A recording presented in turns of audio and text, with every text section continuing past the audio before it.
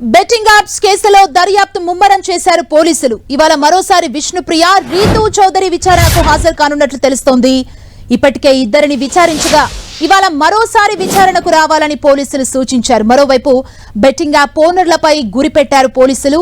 వివిధ బెట్టింగ్ యాప్లు నిర్వహిస్తున్న 19 మంది యాప్ ఓనర్స్ పై కేసులు నమోదు చేశారు మియాపూర్ పోలీసులు. బెట్టింగ్ పై తెలంగాణలో నిషేధం ఉన్నప్పటికీ నిర్వాహకులు వేర్వేరు పేర్లతో బెట్టింగ్ యాప్లను విస్తృతంగా అందుబాటులోకి తీసుకొస్తున్నారు.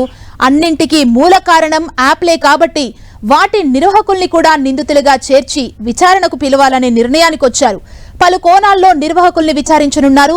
నిబంధనలను ఉల్లంఘించినట్లు తేలితే వారిపై చర్యలు తీసుకోనున్నారు. ప్రస్తుతం పోలీసులు సదరు యాప్ల నిర్వాహకుల జాడను కనిపెట్టే పనిలో ఉన్నారు.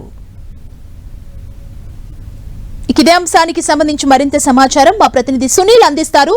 సునీల్, ప్రస్తుతం దేశవ్యాప్తంగా తీవ్ర దుమారం రేపుతున్నటువంటి బెట్టింగ్ యాప్స్ నిర్వహణకు సంబంధించిన దాంట్లో పోలీసులు దూకుడు పెంచారు. ఇప్పటికే మనం చూసాం, పంజగుట్ట పోలీస్ స్టేషన్లో 11 మందిపై పోలీసులు కేసు నమోదు చేయగా తాజాగా మియాపూర్ పోలీస్ స్టేషన్లో మొత్తం 25 మందిపై కేసు నమోదు చేసుకుని జరిగింది. ఇప్పటివరకు కేవలం బెట్టింగ్ యాప్స్ ప్రమోషన్ చేస్తున్నటువంటి వారు మాత్రమే పోలీసులు కేసులు నమోదు చేశారు. కానీ ఇప్పుడు మాత్రము అసలు ఈ బెట్టింగ్ యాప్స్ నిర్వహిస్తున్నటువంటి నిర్వాహకులపై కూడా పోలీసులు కొరడా జుల్పిస్తున్నారు. ఇందులో భాగంగానే మియాపూర్ పోలీసులు ఈ బెట్టింగ్ యాప్స్ నిర్వహిస్తున్నటువంటి 19 మందిపై కేసు నమోదు చేస్తూ నిన్న హైకోర్టులో మెమో కూడా దాఖలు చేయడం జరిగింది. ఎందుకంటే మెయిన్ బెట్టింగ్ యాప్స్ నిర్వాహకులే ఇదంతా కూడా కీలక సూత్రధారులు.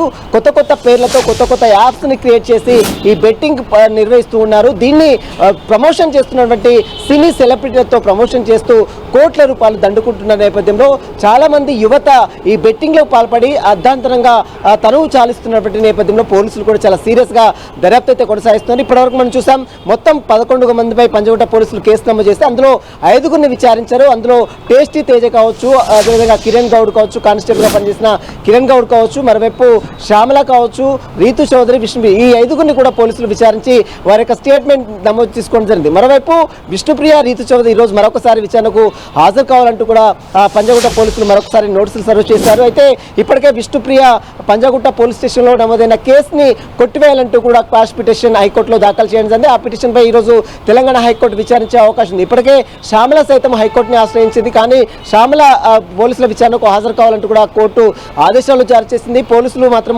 శ్యామలని అరెస్ట్ చేయడానికి వీల్లేదంటూ కూడా ఇప్పటికే ఆదేశాలు జారీ చేసింది. మరోవైపు ఈ కేసులో ఇంకా ఫర్దర్ గా చాలా మంది అబ్స్కాండింగ్ లో ఉన్నారు. యూట్యూబర్స్ గా ఉన్నటువంటి హర్ష సాయి కావచ్చు, ఇమ్రాన్ కావచ్చు, వీరు దుబాయ్ పారిపోయినట్టు కూడా కొంత పోలీసులు అయితే ఎవిడెన్స్ కలెక్ట్ చేశారు. మిగిలినటువంటి అందుబాటులో ఉన్నటువంటి వారందరూ కూడా పోలీసులు నోటీసులు సర్వ్ చేస్తారు. మొత్తం మీద బెట్టింగ్ యాప్స్ ప్రమోషన్ చేసిన వారితో పాటు బెట్టింగ్ యాప్స్ నిర్వహిస్తున్నటువంటి నిర్వాహకులపై కూడా పోలీసులు కేసులు నమోదు చేస్తున్నారు.